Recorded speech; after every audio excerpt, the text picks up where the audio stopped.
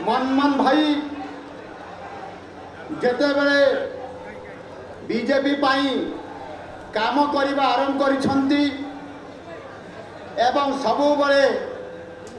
शुभ संकेत ही आमको आसी भारतीय जनता पार्टी को 2000 मसीह 2004 मसीह दल मेंट सरकार जिते बड़े सामिल होता सेते बड़े नेतृत्व नौथिले मनमोहन सामल महाशय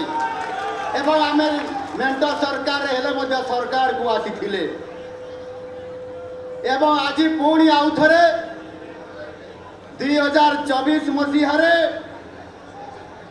मनमोहन भाई नेतृत्व में जिते बड़े निर्वाचन आम लड़िले पुणी भारतीय जनता पार्टी ओडिया लोकंक सहित समर्थन हासिल करके भारतीय जनता पार्टी आम अनेक थर प्रति निर्वाचन में कहूलु।